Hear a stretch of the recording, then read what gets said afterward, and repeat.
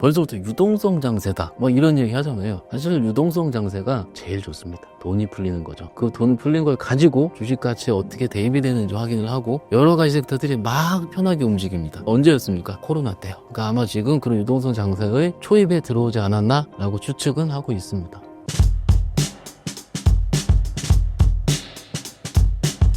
한 달 만에 출연인데 난리가 났죠. 지수가 3,000포인트가 뚫었고, 사실 3,000이라는 지수 때는 코로나 이후에 주식하셨던 분들은 보셨을 거예요. 보셨는데 그 이후에 3년 넘게 시간 동안 주구장창 빠지기만 했고, 올라봤자 2,800 이 정도 수준이었기 때문에 과연 갈까? 그리고 그 3년 동안 시작된 국내 주식에 대한 불신들 때문에 여러분들이 뭐 저도 댓글 보면 알거든요. 국장을 하면 안 된다라든지 이거에 대한 내용 오늘 좀 말씀을 드리고 갈게요. 최근 증시 상황은 어떻게 보시나요? 매우 좋게 보고 있고요. 사실 최근에 있었던 일만 말씀을 좀 드리자면 빠질만한데 안 빠져요. 우리가 굉장히 왜 이렇게 쉽게 얘기를 하느냐, 없어 보이게 얘기를 하느냐 얘기를 하시는데 그게 주식이긴 합니다. 주식이라는 것 자체가 정말로 많은 분석 작업을 통해서 PR, PBR 혹은 뭐 ROE 이런 거 여러 가지 계산을 하고 적정 주가를 계산하고 적정 주가 계산할 때 최근에 트럼프의 관세라든지 혹은 중동의 긴장 관계라든지 전쟁이 이미 나고 있는 상황이긴 하죠. 그랬는데 이런 걸 가지고 과거의 우리 시장 같은 경우는 어땠습니까? 빠졌어요. 그리고 작년 기준으로는 전쟁이 발생한 국가보다 우리나라가 더 빠졌습니다. 그렇죠, 여러분들? 우리는 그럴 때마다 우리가 얘기했었던 이유는 이 내용은 뭐냐면 코리아는 파생이 많다. 그러니까 선물 옵션 같은 파생 포지션이 워낙 많기 때문에 미리 때리고 그래서 해지를 많이 하는 거죠. 그러니까 선물 매도를 통해서 그 주식을 갖고 있으면은 이미 빠지는 걸 하방 해지를 할 수 있다. 여러 가지 이런 것들이 나올 수 있기 때문에 국내 주식이 워낙 안 좋았었죠. 그리고 금리 인상 시기부터 시작을 해가지고 주식에 굉장히 어려운 환경을 하다가 드라마틱한 일이 일어났죠. 일단 언제부터 시작이 됐냐면 그래요. 선거 다음날부터 시작을 했습니다. 계속 팔기만 했었던, 물론 외국인들은 5월 달에 조금 사긴 샀습니다. 그런데 선거 전까지는 조금 사다가 갑작스럽게 선거 이후에 조 단위로 매수를 하게 되는 거예요. 그래서 6월 지금 중순 지나가고 있는, 거의 말까지 지나가고 있는 상황이긴 한데 외국인들의 매수세가 물론 뜨문뜨문하긴 하더라도 들어올 때 몇천억 단위로 계속 들어오고 있습니다. 그럼 외국인들이 어떻게 무슨 생각으로 들어오는지에 대해서는 물론 외국인한테 물어봐야 되긴 하겠지만 일단 지수는 저 지난주 기준 3,000포인트를 돌파를 이미 한 상황이고요. 그리고 전쟁 리스크가 나왔음에 불구하고 사실 전쟁 리스크 한번 나오면은 제 경험적으로 봤을 때 한 30-40포인트 개파락으로 시작을 해서 50-60포인트 빠졌다가 조금 올려놓고 끝나는 이런 상황이 굉장히 많았거든요. 그럼 지수로 따지면은 2-3% 정도가 빠지는 거예요. 반대로 코스닥은요 더 빠지고요.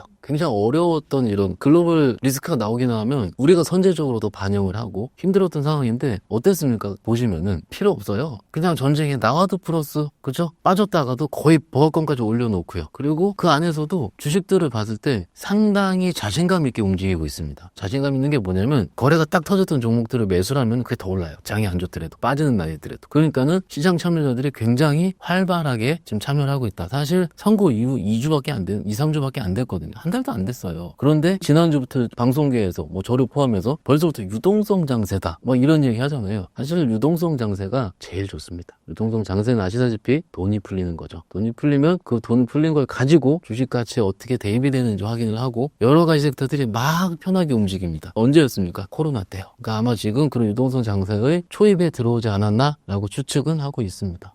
최근 상승 중인 종목들의 특징은 무엇인가요? 일단 저희가 한 2-3주 전까지만 하더라도 어땠습니까, 여러분들? 소위 조방원이라는 조선, 방산, 원전 같은 주도 섹터들이 막 움직이고 그리고 중간에 또 움직였던 게 뭡니까? 피부미용 의료기기 같은 걸출한 실적이 나오는 여러 업체들이 같이 움직이기도 했고, 그렇죠. 그런데 반대로 안 움직이는 건 너무나 안 움직이는, 예를 들어서 2차전지라든지 혹은 자동차라든지 또 삼성전자 같은 이런 종목들은 여전히 움직이고 있지 않은 상황인데 조금 바뀌는 것 같아요.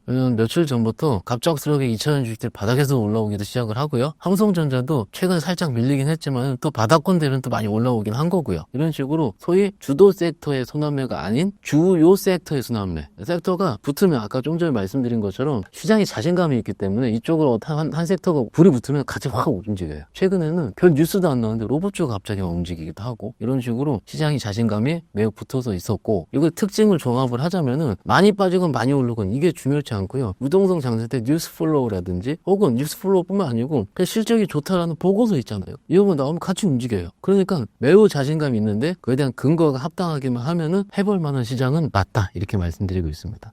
선거 이후 시장이 유동성 장세를 보이는 이유는 무엇인가요?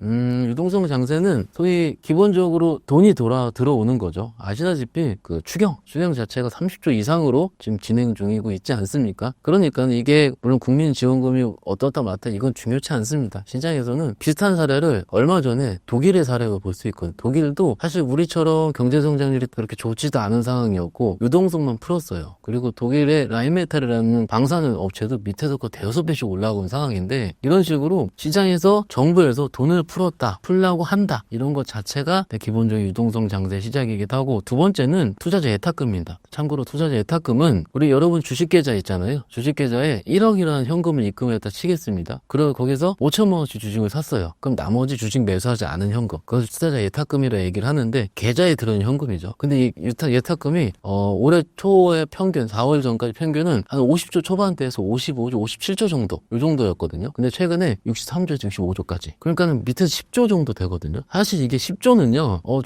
저희가 주식하다 보면 글로벌 돈을 얘기를 많이 하기 때문에 크다 안 크다 할 수도 있긴 있지만 정말로 큰 돈입니다. 정말로 큰 돈. 근데 주식을 하려고 돈을 넣으신 분이 올해 상반기보다 10조가 더 늘어났다는 얘기예요. 그러면 어떻습니까, 여러분들? 꽤 많은 대기 자금이 지금 노리고 있다는 거죠. 그리고 세 번째는 뭐냐면 해외 주식. 해외 주식이 작년에 제 기억에 추석 전후 같아요. 그때 증권사 그 신규 계좌 건수, 해외 주식 신규 계좌 개설 건수가 급격히 늘어났다는 뉴스를 좀 봤거든요. 근데 그때 많이 들어가신 걸로 판단을 합니다. 물론 그분들이 수익이 있을지 손실이 날지 저도 잘 모르겠어요. 그런데 거기서 국내 주식이 워낙 좋다 보니까 일부 넘어오려는 수요들도 있는 것으로 알고 있어요. 그리고 제가 현장에서 봤을 때 신규는 별로 없습니다. 아직까지는 지금 현재 기준으로 봤을 때는. 그런데 기존에 하셨던 분들이 좀 자금을 증액하는 경우라든지 그거 아까 처음에 말씀드린 투자자 예탁금이랑 거의 비슷한 게 보게 되겠죠. 그러니까는 하셨던 분들은 드디어 가긴 가나 보다라고 해서 들어오고 있는 상황. 그거에 대한 기전 역시 외국인들의 매수세다라고 말씀을 드리는 게 어떨까 싶고요. 같이 말씀 좀 드려볼게요. 외국인들이 왜 들어오느냐가 중요할 텐데 사실 이렇습니다. 작년에 우리가 잘 쉽게 설명드릴게요. 은행주가 2배가 났거든 작년에. 그 무거웠던 우리가 아시다시피 은행주는 배당만을 목표로 하는 주식이었습니다. 사실 매매를 그렇게 금리 인상 시기에 조금 했던 거 빼면은 저도 그렇게 크게 매매를 하지 않았던 상황인데 작년에 은행주가 거의 2배가 났어요. 나왔던 이유는 정부에서 밸류업 정책을 추진해서 그렇습니다. 물론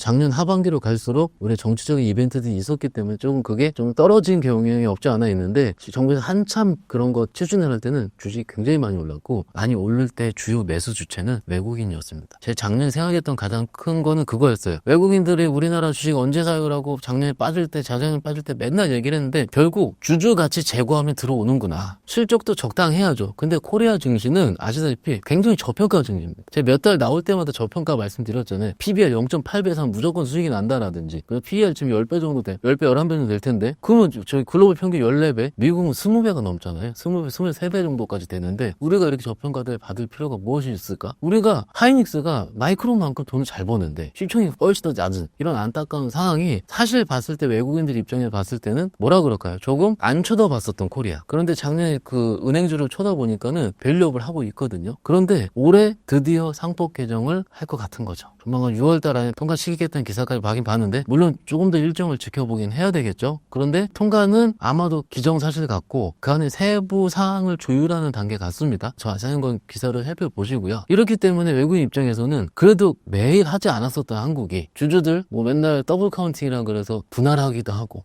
하면은 은행에 돈 안 빌리고 유상증자 하고요. 배당하라고 하면은 대주주들한테만 하고요. 이런 식으로 주주 충실 의무 이사회 같은 경우도 대주주 편만 들기도 하고요. 이런 여러 가지들 이것을 합쳐서 지배구조라 얘기를 하거든요. 지배구조가 매우 취약한 코리아 증시에서 그래도 작년에 밸류업 얘기할 때 나라의 말을 제일 잘 듣는 데가 어디겠습니까? 저를 포함한 금융권입니다. 왜냐면 규제 때문에 힘들거든요. 규제 한번 하면은. 물론 무서워서 그러는 게 아닙니다. 우리 정책당국들 화이팅이시고요. 어찌됐든 은행주에서 보여줬었어요. 그러니 지금 현재 입장에서는 상법 개정을 통한 지배구조 개선 플러스 그리고 추경을 통한 유동성까지 풀리는데 지수가 올라오니까는 사실 우리 주식이 오를 때요 외국인도 그렇게 많이 안 들어와도 돼요. 왜냐하면 작년부터 올해 4월까지 아마 30조 이상을 팔았습니다. 30조요. 아까 우리 10조 넘어갔다고 엄청나 그랬잖아요. 진짜로 징글징글하게 팔았고요. 그런데 지금 5월달 6월달 합쳐서 지금 한 6조 7조 정도 샀거든요. 그러면 이 정도 조금 들어왔는데 지수가 3천을 찍은 거예요. 그렇죠. 6, 7조 매수했는데 그러면 작년에 집 나갔던 30조만 들어와도 얼만큼 드라마틱해질지는 굉장히 지금 고무적인 상황이고 좀 쉽게 말씀을 드린 것 같아요. 다시 정리 한번 해볼게요. 상법 개정을 통한 지배구조 개선. 이것은 작년에 은행주의 힌트가 있었다라는 거. 그리고 최근에 독일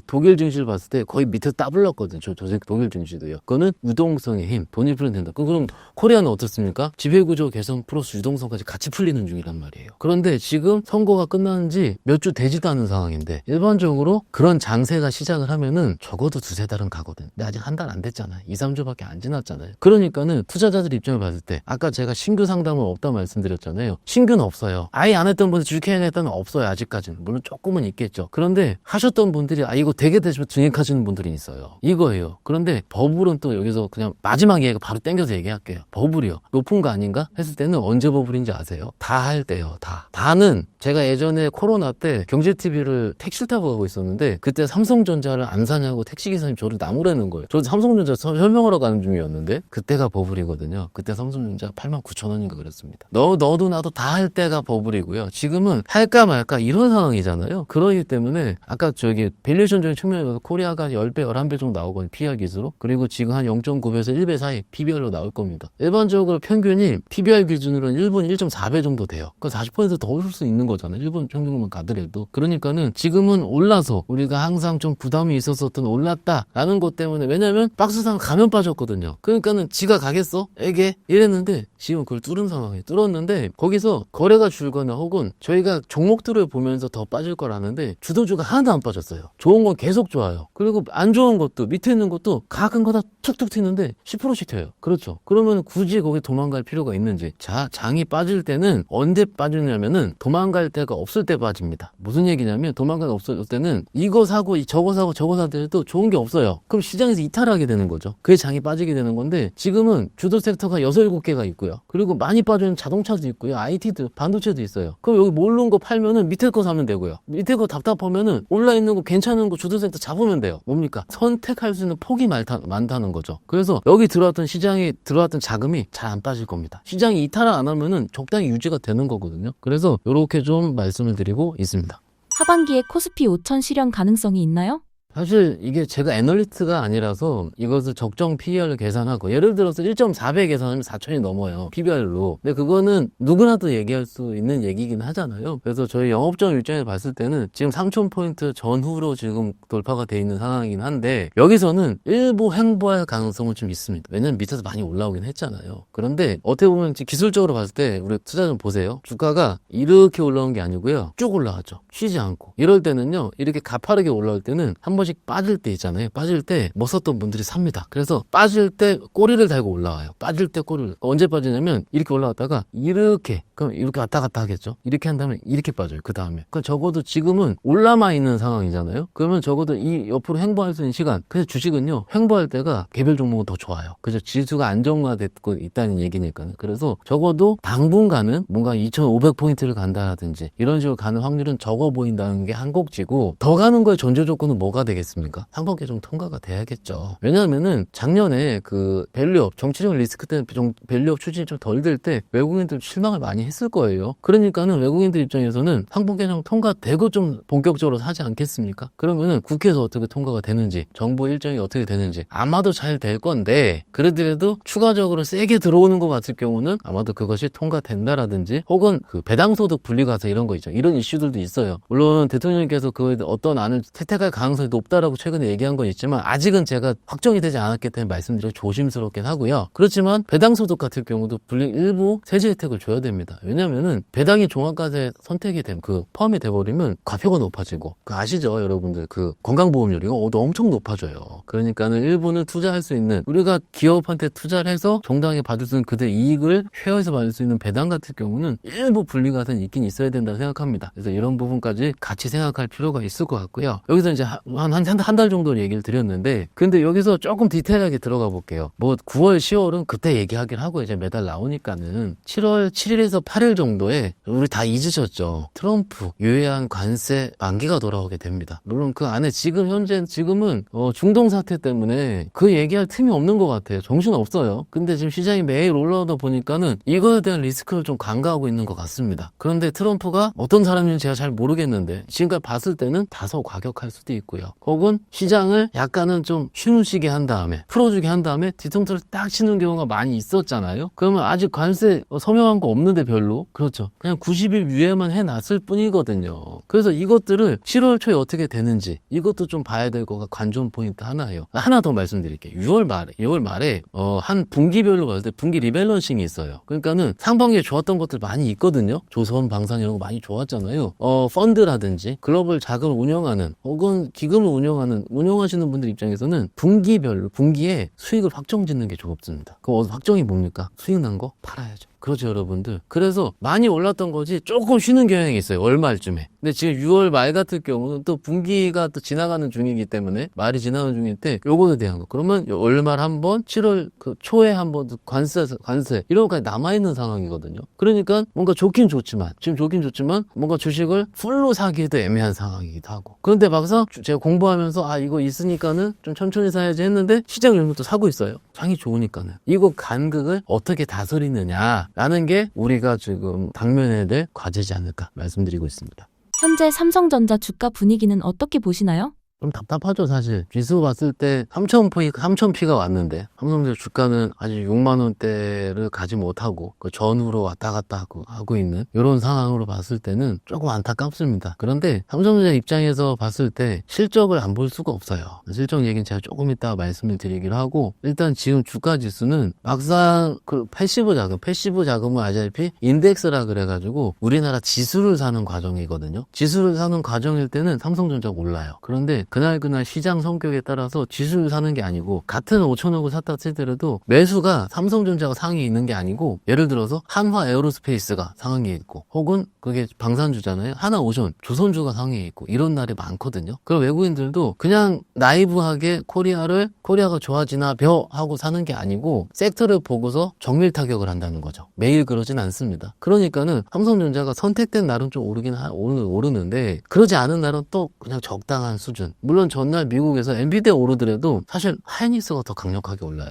그럼 삼성전자, 제가 저번에 왔을 때 말씀드린 기억을 해보시면 삼성전자의 핵심은 디램입니다. 디램이고 레거시입니다. 그런데 최근에 디램 레거시가 오르고 있긴 하거든요. 마이크론 봐보세요. 미국에 엄청 좋아요. 그런데 마이크론 반만 쫓아갔으면 좋겠고 하이닉스 반만 쫓아가면 좋겠는데 그렇지 않다. 지금은 그냥 패시브 자금 들어올 때 정도의 지수 상승률 정도만 올라가고 있는 상황이 개인적으로 안타깝다 말씀드리고 있습니다. 코스피 3천 안착과 삼성전자 주가 상승에는 어떤 연관이 있나요? 아까 말씀드린 것처럼 지수 상승만큼만 올라갔기 때문에 사실 삼성전자가 비트하면서 삼성이 5, 6% 올라가면서 지수를 3천으로 올려놓은 것과 아까 말씀드린 주도성 다른 종목들이 돌아가면 순환매 단으로 올라가면서 3천의 경우가 있어요. 그러면 어느 게 더 건전하겠습니까? 후자가 더 건전한 겁니다. 왜냐하면 아까 일부에서 말씀드린 것처럼 많은 섹터가 있어야지 시장이 도망갈 곳이 있고요. 그걸 순환매라고 말씀드렸죠. 그게 더 건전한 시장이긴 하고요. 그리고 삼성전자만 올랐는데 나쁜 시장은 아닙니다. 그만큼 삼성전자 하나를 좋아하는 외국인이 있다라는 치는 거긴 한데, 사실 삼성 주가 상승과는 최근까지 그렇게 크게 연관은 적었고요. 오히려 주도주들이 올라서 시장에서 좋았다라는 거고요. 안 오른 주식 하나 또 있죠.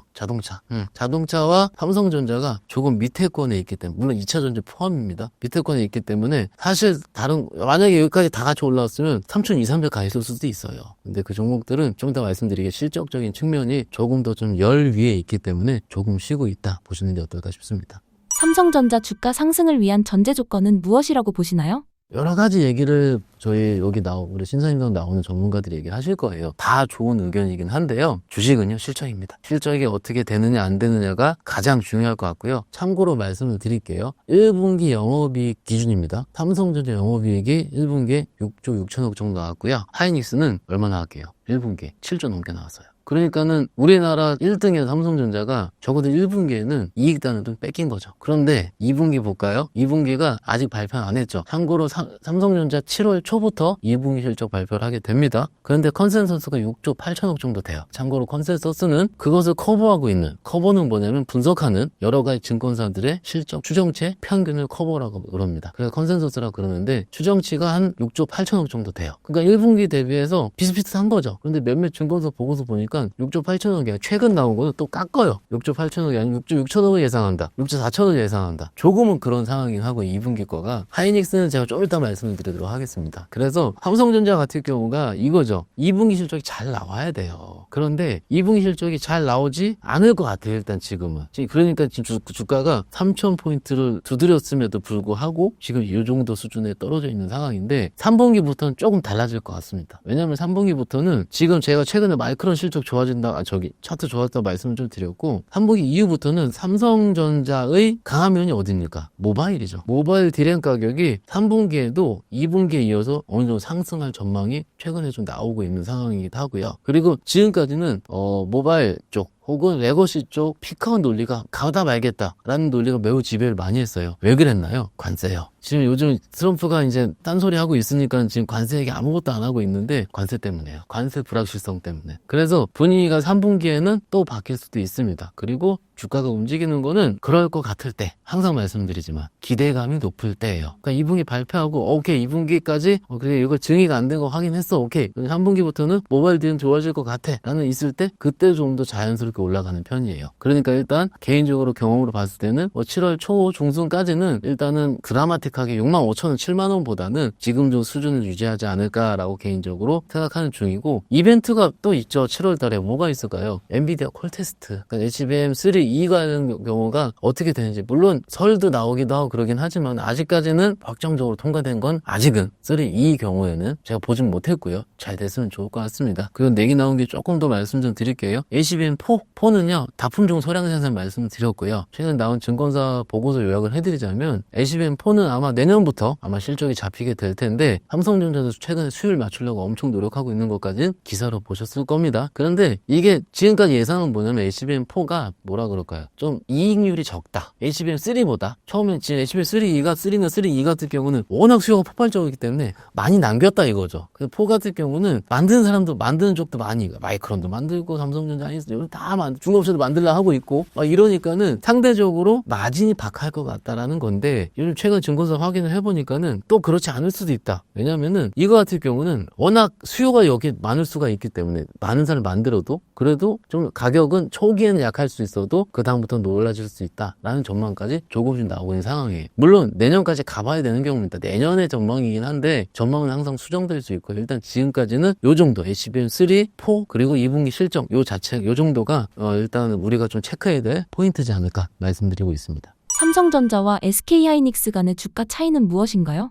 실적입니다. 그냥 무조건 실적이고요. 하이닉스 입장에서는 최근에 제가 보고서 이렇게 써있어요. 새로운 역사의 시작. 이거 이렇게 강하게 안 쓰거든요. 증권사가 보수적이잖아요. 근데 이게 어떤 내용이 써있냐면 목표 주가가 상향 조정이 됐는데 2분기 실적 추정치를 제가 높였다고 말씀드렸잖아요. 좀 전에. 기존에 6조 8천억, 8조 8천억에서 9조까지. 아까 기억하시죠? 삼성전자 얼마였습니까, 여러분들? 6조 대였잖아요. 6조 8천억, 6조 6천억. 2분기 하이닉스 추정치는 8조 8천억이에요. 근데 지금 며칠 전에 9조 부른 증권사도 나왔어요. 그 6조 대에서 9조 대는요 레벨이 다른 겁니다. 그만큼 잘 본 거죠. HBM3 이 같은 경우도 선도적 지위 당연히 유지하고 있고 4 입장에서도 굉장히 선도적 지위를 유지할 것이다. 4도 지금 일본 콜테스트 다 통과했다 이게 나오고 있고 그러니까 하이닉스는 HBM 강자예요. 그러니까 그에 대한 수혜를 오롯이 다 가져가고 있다. 그것이 실적 증명 아까 숫자 말씀드렸죠. 숫자로서 하는 중인데 지금 2분기 추정치가 높아지면 어떤 일이 벌어지냐면 여러분들 내년 것도 높아져요. 그렇지 않습니까? 지금은 1분기까지 봤을 때는 그 HBM 그냥 그럴 것 같아? 피크아웃일 것 같아? 분위기였잖아요. 좀 전에 말씀드린 거죠. 그래서 올해 추정치가 예를 들어 30조 후반대다. 이 영업이익 기준입니다. 근데 내년은 40조. 이건 뭐니까 연간 전망치 상향이에요. 그러면 연간 전망치 상향, 연간 전망치가 따박따박 올라가면은 미래에 대한 주가는 어떻게 보면 더 후하게 주지 않겠습니까? 이것을 주식 용어로 미래를 당겨왔다. 주가를 당겼다. 이렇게 얘기합니다. 그래서 옛날에 2000년 보시면 3년치 당겨왔다, 4년치 당겨왔다 그러잖아요. 이거 5년치 당겨온 것 같은데? 이런 거잖아요. 그만큼 미래에 대해서 성장한 산업을 후하게 줘서 주가가 미리 더 당기는 편인데 하이닉스 입장에서 봤을 때는 그것을 조금 더 빨리 당기고 있다라는 것이 좀 포인트인 것 같고 그러니까는 주가 차이는 당연히 실적입니다. 그리고 HBM의 기술력 차이, 강자 이것이 어떻게 보면 같이 녹아있다고 보시면 될 것 같죠. 그래서 매매 측면에서 봤을 때 뭐 하겠습니까? 대부분 분들은 이거죠. 좀 빠져있는 삼성전자 지금 하이닉스는 이렇게 올라있고 신고가예요. 신고가. 이렇게 했는데 이거 여기 있는 걸 살까? 여기는 살까? 이거죠. 저희 입장에서는 요거 삽니다. 탄력이 더 크니까요. 그리고 실적이 워낙 세게 가니까. 그리고 같은 시기를 놓고 밑에 있는 걸 이거 샀을 때와 실적이 좋아지는 걸 샀을 때의 차이, 수익률이 이게 훨씬 더 높습니다. 보는 내가 부담스러울 뿐이죠. 그렇죠. 주가는요, 실적이 함수예요. 그래서 실적 추정치가 딱 올라갔을 때 이때가 제일 셉니다. 이건 핵심이거든요. 그러니까 지금 하이닉스가 그런 과정을 겪고 있다 해요. 그리고 아까 말씀드린 삼성전자 얘기할 때 말씀드린 디램 가격도 높아지고 있잖아요. 디램 5도 같이 올라가고 있습니다. 그것이 올라간 지가 얼마 안 됐어요. 한 달 전에는 올라가도 빠졌거든요, 다시. 다시 얼마 전부터 치고 올라가고. 근데 이 각도도 굉장히 가팔러요, 또, 최근에. 그러니까 이것도 역시 관세 여파를 좀 벗어났나? 이렇게 생각할 수도 있고요. 이것이 기본적으로 뭐냐면 관세 여파 벗어나서 올라간 것보다는 데이터 센터 때문에 미국의 추정치가 너무 빨리 올라가요. 그리고 반도체 가격 같은 경우도 어쨌든 DDR5든 DDR4든 조합해서 HBM 만들어지지 않습니까? 조합해 만든 게. 그러니까 HBM 잘 팔리니까 D램 가격도 올라갈 수밖에 없는 구조가 되고 있는 거죠. 그런데 이미 데이터 센터 같은 경우는 아시다시피 글로벌 전력난부터 시작을 해가지고 이미 몇 달째 진행되고 있는 프로젝트인데 이 한두 달 동안에 미국 주식도 그쪽이 많이 올랐고요. 엔비도 오른 거 보셨죠? 많이 올라가고 있는 상황이에요. 그러니까 그만큼 밸류를 더 주고 있는 상황. 전력난도 똑같고요. 그것이 뭐 관세는 어렵고 힘들어도 이런 거가 내러티브로 작동을 하면서 실적이 같이 나오고 있는 이런 굉장히 개인적으로 아름다운 현상이라고 그러거든요. 왜냐면 내러티브도 좋고 실적도 같이 받쳐주거니 이런 상황이 하이닉스에선 펼쳐지고 있다라는 거고요. 최근에 뭐 지인들 만나보니까 삼성전자에 물려있다 막 얘기 많이 하시긴 하더라고요. 좋아질 거긴 합니다. 좋아지는데 일단 오해하지 말아주시고요. 매매 측면에서는 하이닉스가 실적도 그렇고 더 최근에 매력적이지 않나 이렇게 말씀드리고 있습니다. 삼성전자에 투자하신 분들은 하반기에 얼마나 좋아지나요? 일단 관세가 가장 중요할 것 같고 아까 말씀드린 대로 디램 가격이 얼마 올라가는지가 중요할 것 같고 그리고 또 HBM이 어떻게 퀄 통과가 되는지 중요할 것 같고 이 세 가지 포인트가 다 같이 있어야 돼요. 그런데 HBM 같은 경우는 지금까지 제가 증권사 전망치 보면 하반기에는 유의미한 성과가 나올 것 같다라는 거지 않겠습니까? 그러면은 주가가 5만 원 후반대 6만 원 초반대에서 레벨업이 되겠죠. 레벨업이 되는 게 전고점 부분 한 6만 6천 원 7천 원대 한 번, 그 다음에 7만 원대 한 번, 7만 5천 원대 한 번, 요 정도. 그러면 요게 올라가 있으면 어떻습니까? 지수는 한 3,200포인트 가 있지 않겠습니까? 그렇죠. 삼성전자 가면은요. 그렇기 때문에 계단식으로 개인적으로 전망을 합니다. 삼성전자 같은 경우에는요. 그리고 삼성전자는 곧 코리아 주식을 일부 의미할 수가 있기 때문에 외국인들의 매수 강도가 여기 또 중요합니다. 그렇기 때문에 아까 말씀드린 상법 개정 어떻게 통과되는지도 더 중요할 거고요. 기본적으로 PBR 한 배 이상은 가야 된다. 그게 6만 원대 초중반까지 보거든요. 이 정도까지는 그래도 PBR 한 배까지는 좀 가볼만 하지 않을까 조심스럽게 말씀드리고 있습니다.